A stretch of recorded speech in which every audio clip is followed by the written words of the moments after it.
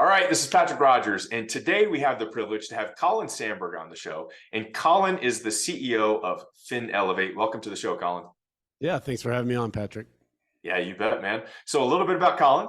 Colin is a multi-business owner and founder of FinElevate. FinElevate is an MBA-led strategic accounting firm that helps business owners use their numbers to make money rather than simply better categorizing their expenses, which is, what most most financial and book accounting and whatnot companies do. So as CEO and owner of manufacturing, distribution, and service businesses himself, Colin has developed a passion for demystifying small business finance and supporting fellow entrepreneurs in achieving their dreams.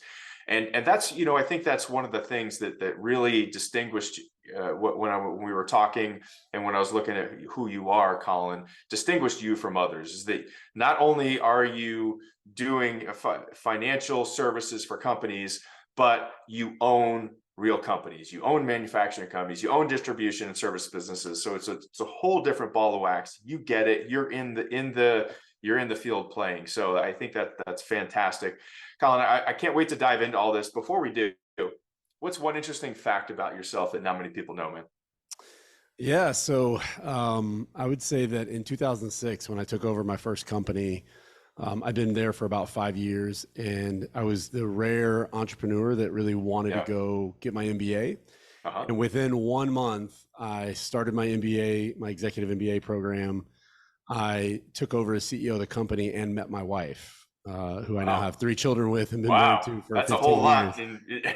That was a busy month. Insta life, boom. Absolutely. So, did you buy a house then too, a car, anything else? We didn't wait long. It was when we got married, we bought the house, but yeah. Yeah. That's awesome. Great one to share there. So tell us more about FinElevate. Tell us more about your company, man. Yeah. So, to your point, I'm a multi-business owner.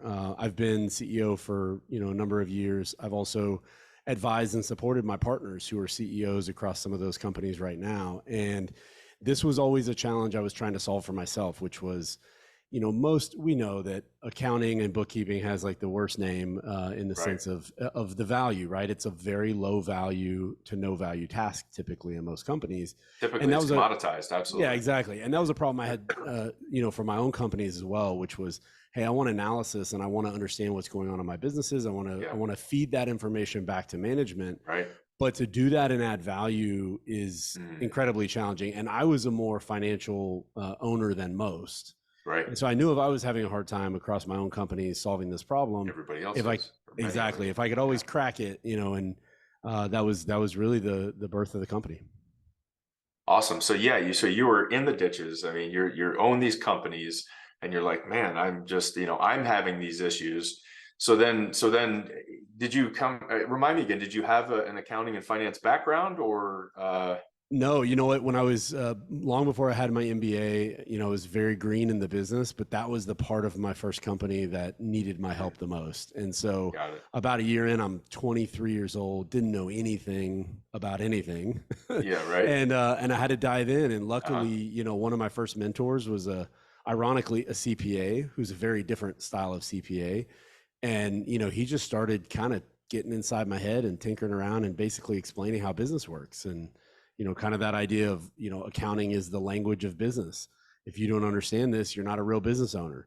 And he started programming that into my head very early in my career, and it just shaped everything I did. So by the time I was in my executive MBA program, even though I wasn't a finance background, even though I wasn't a CPA, that was the lens that I saw everything through.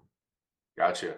So what does, I know we're gonna dive into it maybe, but since we're on the topic of how you kind of, I think it's a huge thing that differentiates yourself. But what do you think that the offering is that you change? How is FinElevate changing the game for accounting? Right? How are you really, like, when we go into the nuts and bolts? How are you different from just the other accounting firms? Yeah, so we take that very seriously. So most people are going to look at the accounting and bookkeeping again. It's categorizing the expenses. It's how fast do you get the month closed. It's kind of, I always say it's one of those businesses where if you get 100% of everything right, everybody just goes, okay, so what? And then they move on with life.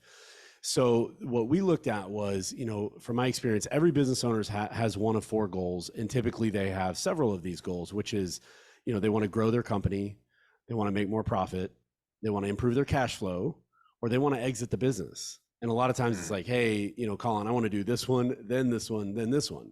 And a lot of times that exit is kind of the eventual outcome. So I can't help someone from a financial standpoint if we don't understand what their goal is. That's the very first thing. So most bookkeepers, I've tried to solve this problem every way imaginable: big firm, little firm, 1099, employee, do it myself, et cetera, et cetera. And it's always came back to that same challenge. So once I understand their goal, we run what we call a fin score, which is a simplified scorecard that just shows the health of the business and allows the business owner who's not a finance person to kind of see like what's working, what's not, right? Where's my check engine light? And so if we know their goal and we know the status of where they're at, then we naturally have a playbook. And I know you're a big book guy. I'm a huge book guy. We have 450 plays in our playbook. These aren't all my plays. These are Keith Cunningham. These are Greg Crabtree. These are, Warren Buffett. These are all the minds that I've leaned on, standing on the shoulder of giants to build my businesses. Exactly. And so all we did was basically put together kind of a best of list of, and even those guys for the most part aren't really doing anything new. It's just bringing together the best practices. So that's what our playbook is. And so based on what their goal is, where they are today, then the playbook more or less dictates itself.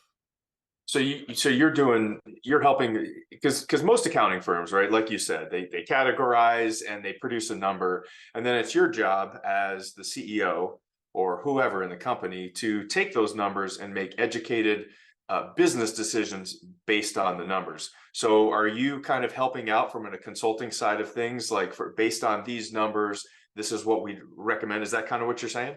Yeah. So to that exact point, because I love touching on this, the common way this has been delivered, or these kind of concepts, has been through this fractional CFO concept. The reason I don't like that model, I don't want to be a consultant. I don't consider myself a consultant, and that's not what we do. What we do is help business owners actually solve these problems. So if we're talking about cash flow, it's not I could give you a plan and it solves itself. It's really an in the grind of, we've got to get in there day to day and isolate, who's not paying you, why, is it based on size of invoices, type of customer, type of product, get in the weeds and help you solve that problem. And that's what our service does. So we're doing the books, but we're in the weeds helping solve those problems, not just give you a 20-page document and say, best of luck. Yeah, which is very, very powerful. You can't, nowadays you can't even get an accounting firm to get the, proper GAAP model incorporated. So believe me, that's what, I'm in acquisitions. That's what I do. And with our clients, it's like pulling teeth to get them to just give us, hey, I just want adjusted EBITDA. Yep. Okay, good luck getting that. I have to literally get on the phone with the accountant and explain what it is and how to calculate it and all this stuff. So anyways, well, cool, man. So, in our pre-call, one of the things we were talking about is, a couple of your keys to success is one thing. You have this thing called a simple profit formula. Yep. Tell us more about what that is. Yeah. So the simple profit formula is as simple as looking at your business in terms of, revenue. Obviously, we know what a revenue dollar amount would be, but looking at everything else in terms of a percentage. So cost of goods sold is frequently looked at as a percentage, but are we looking at labor as a percentage? Are we looking at sales and marketing costs as a percentage? And then knowing that your fixed costs, your overhead, we typically call it rent, that sort of thing, is a fixed amount, but where is it in relation to your revenue as a percentage? And so I always like to say, I want to understand every business, how we make money on the back of a napkin.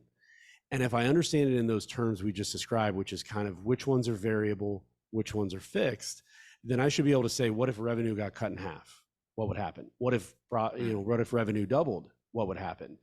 And I don't think most business owners' mind kind of work in just kind of mathematical ways. A lot of them are visionary, or they're very big on their product or big on sales, and that's fine. Part of what we love helping people with is understanding that simple formula. And if you know that right now, for you to be profitable, your overhead needs to be 10% or less of your revenue, well, we know what your overhead is. We can back into what revenue has to be. It gives you a way, gives you that break-even point to know, like, this is where it is. But what's really powerful, and what I think a lot of people miss, is if your revenue goes up 50%, then your profit's not just going up 50%, because if you keep those overhead items in check, you keep your labor in check, if you're able to squeeze out additional efficiencies, it goes up more. It goes up dramatically more. And so I don't think a lot of people have kind of looked at that scaling up and down. And that's how we like to look at businesses with our business owners. Gotcha. So you take this complex thing which I mean, most of my clients I've worked with, they P&L balance sheet, they don't get it. They don't understand it, right? So you guys are working with them to help break it down to simple math, Yep. visual percentages, and just kind of really help them digest it so that they can understand it to make better business decisions. Exactly. Yeah, that's cool. Awesome. And so you actually implemented EOS in your company then? Yeah, absolutely. All of my companies run on EOS. In fact, if you're familiar Awesome. with EOS, they've Oh, got yeah. the VTO tool, which is their Absolutely. vision tool, right? Vision tracking, organization track. Yeah. Exactly. That was the beginning of my company, FinElevate. Was actually I created a VTO when I didn't have an employee, we didn't have a name, we didn't have anything. Wow. And How and many so that employees you got was now? and so right now we've got 5 of us total, and we're actually Nice. bringing on number 6 next week, and Cool, man. growing from there. So yeah, Congrats.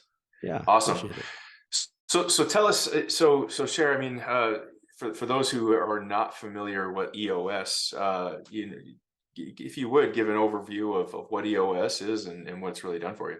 Yeah, I'm really passionate about EOS. I know, again, we've talked about, connecting over books and best practice, Yeah, absolutely. using a framework like EOS in your business. So the easiest way I describe EOS is it's kind of a framework of meetings, communication tools. It is basically the best practice for, how to run your company, how to communicate throughout it. Yeah. And a lot of companies don't have that, or they don't have a No. formal version of that. And Yeah. so Yeah. the beauty of EOS is that it's really a framework that if you follow it, it does not Yeah. tell you how to solve all your problems, but it gets you No. communicating, it gets you asking the right Right. questions. Yeah. Get your team involved too.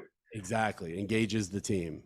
Yeah, and many times in my experience, and with my clients, I've employed kind of a hodgepodge of EOS and scaling up and all these others. I take the best out of them and I employ it. But EOS just in itself, like to your point, is just amazing for those leaders who don't have, or company CEOs that don't have any kind of framework. You put this in place, and now all of a sudden you have a structure for running your company that involves your team members. Because typically, right? I mean, correct me if I'm wrong, but CEOs a lot of times they'll end up running the business in a silo and making all these decisions. And when you use a framework like EOS, it brings the team in, and they start having more ownership because of it. Yeah, and I would say, Patrick, I think you and I are kindred spirits, because the same thing you're describing is what I originally tried to do. Like, I love scaling up. I think it's got a lot of brilliant elements It's to for it. bigger companies, but But yeah, and it's more than a framework, right? It's yeah, got strategy, it's got strategies and all tactics, that. it's got Yeah, all yeah, kinds of stuff mixed in. right. The beauty of EOS, to your exact point, is that it makes more sense to the frontline employee who's like, look, Patrick, I'm not sitting around all day thinking strategy and what we're going to be doing 3 years from now. I need to know what to Yeah, do today. And so today. EOS is, because it's just a framework and it has Yeah, none of that other stuff, yeah, it is love easier it. for people to adopt. Yeah, So absolutely. I couldn't agree with you more. Cool. And then you also mentioned that one of the keys to your success has been the training and continuous improvement of your team. yeah, and when I was running my first company, that I always like to say that literally changed the company. It changed the trajectory of everything we were trying to do. So that was a manufacturing company, and we would and still make airport conveyor products. So like when you claim your bag at the airport, we make those. Yeah. And so that the hardest part about hiring in that industry was you would bring somebody in and they had no idea about that industry, right? It's a conveyor, it's a bag belt, it's whatever you've Right, learned to right. call it. And so the learning curve was tremendous from a technical standpoint. And so we implemented training. I obsessed over it. I made it a weekly thing. It started out with just, we're meeting at the conference table, and every week, and we're just going to talk about whatever's hot, whatever people are struggling with from a technical standpoint. And by the end, I mean, we've got an online program. We're doing 12-week semesters. Wow. We've got a champion, whoever wins the semester, who has the Yeah, highest yeah, score. We're doing scored yeah, tests.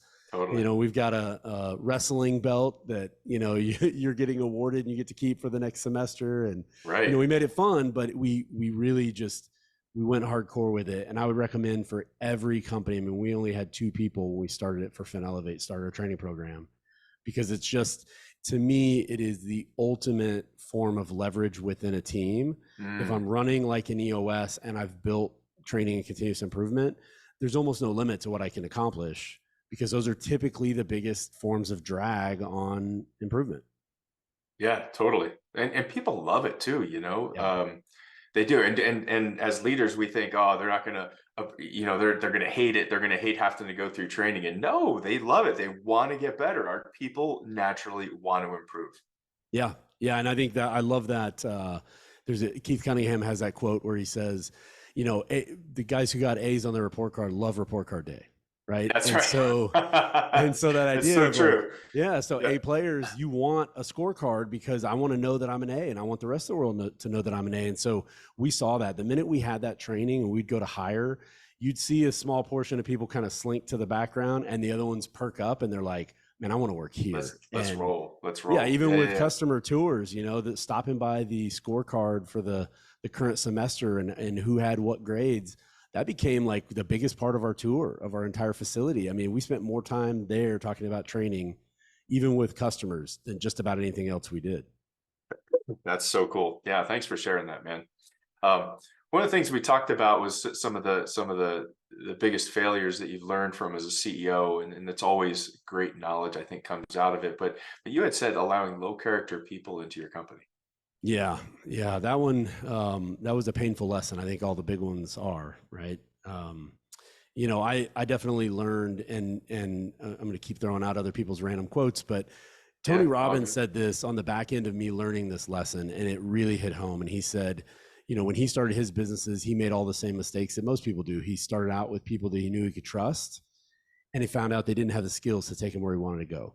Mm, So then he ran that round of people off, and he got all the people with the skills, yeah, and he found out he couldn't trust yeah, them, couldn't right? trust them. Yeah, yeah. And then he said, now I look for people I know I can trust, and I want to see someone who's already done it. So I know they've got the skills, right? I'm not just going to be enamored with skills. And I think, that lesson for me as an entrepreneur was going through the getting out of this shell of kind of this turnaround company that had been struggling for many years. And I was Yeah, excited to find people who wanted to right. sell, who wanted to be Yeah, buyers, who wanted to do the yeah. things that we needed help with. And I learned the hard way that if you don't filter for character, that essentially you're putting the identity of your company on the line with the people that you hire Mm. to represent you. And I learned that the hard way. It was a really painful lesson, and it's So, kind of changed the way I look at things. yeah, how do you filter for character? Yeah, I mean, the best way, obviously, if we have a reference of someone we know, that's the dream, right? But when we don't have that, I think it's kind of like what we're talking about with training. Yeah. We want to focus on the things in the interview process and in the early stages of someone working for us. And I'm looking for those red flags. You know, Mm, the individual in particular that I'm thinking of, we made a big initiative as a company when we first were making enough money to give back.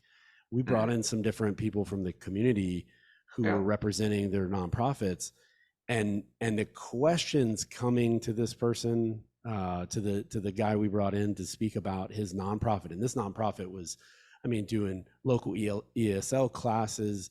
They were helping people get an outfit to wear to a job interview. I mean, they were like boots on the ground in the community Yeah. helping out. And the questions just gave off a tone that I thought, man, this doesn't fit our culture. This is not, Yeah. this is not a fit for who we are and what we believe.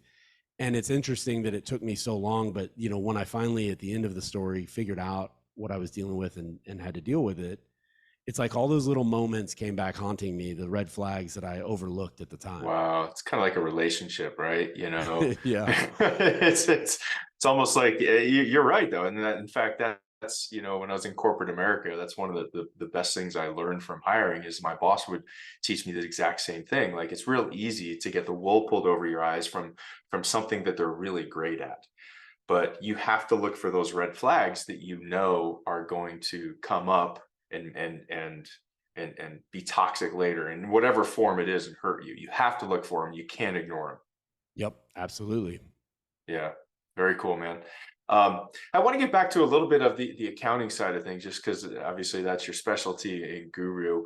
So, what are some kind of game-changing accounting principles that the listeners, CEOs, leaders, whatever, they have a P&L, that most business owners maybe don't know that they should?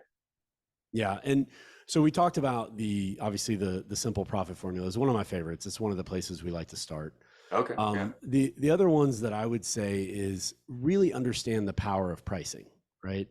So this is Mm, kind of one of my obsessions lately, is that most small businesses make the same mistakes we made in our early days, which was trying to be everything to everyone yeah. Yeah. and thinking that if I'm on the low end of quote normal for pricing, it's easier to sell. It's like, well, yeah, it is easier to sell, but then you got to service it, right? Then you got to turn around and do the work. Yeah. And the impact of pricing, again, when we're talking about, what your average business owner, and not knocking them, but they're not as math focused, right? They're not necessarily the ones who are sitting around on the back of that napkin figuring out Right. what profit No. projections would be. Double your income, your revenue line, and see what would fall to the bottom line. And it's not like it wouldn't double your profit, right? It's staggering what it would do to your profit. So again, most people don't have the potential to double their prices, but in my mind, in every business that's worth being in, you should be fighting as aggressively as possible to be at the high end in that premium range, because it's the investment money, right? The difference isn't you having a private jet. That's not what this is about. This is No. about being able to train your team because you Yeah. have the Scale. resources, being able to Yeah. hire people Yeah. confidently, right? Yeah. Reinvest in the next Totally. phase. So Yeah. pricing is, it's almost hard to understate, or I'm sorry, to overstate the significance of pricing. Yeah. I can't agree more, man. And I can't tell you how many customers, how many CEOs I've seen, they get to a certain stage in their company and they can't go any higher because their pricing is low, because they don't have any money to invest in people and they're burnt out. Right. And, Exactly. it's interesting. One of the things that, and I know they talk about it in different various things, but one of the most important things to even preclude price increase is to making sure that your unique value proposition is better than everybody else out there, and that such that the value that they get more than makes up for that difference in pricing. So it's a no-brainer, right? It's an absolutely Absolutely. no-brainer once you have that. Absolutely. So yeah, Yep. just kind of tying into that. Very cool. Awesome, man. So, question I ask everybody on the show: if you're going to hire a CEO to take the reins for your company, what's the one book you'd require they read before taking over? So I obviously, you can see behind me, and I know there's a lot of great books, Yeah, right? yeah, And I would say an entrepreneur or CEO, you need to be a reader first and foremost. absolutely. But if I had to narrow it down to one book that just kind of highlighted the realities of running a business and owning a business, it's The Hard Thing About Hard Things, which is a Mm, book by Ben Horowitz. And in it, I mean, he's got the real grit of running a company, and he basically spells out situations where it's like, hey, this option sucks, and this option sucks even worse. Here's what right. I'm going to do about it, right? And most books Real life are stuff. kind of, yeah, Yeah. most books are trying to be a textbook, like, hey, if you follow this recipe, everything else works out and it's a Right. happy Right. Right. story.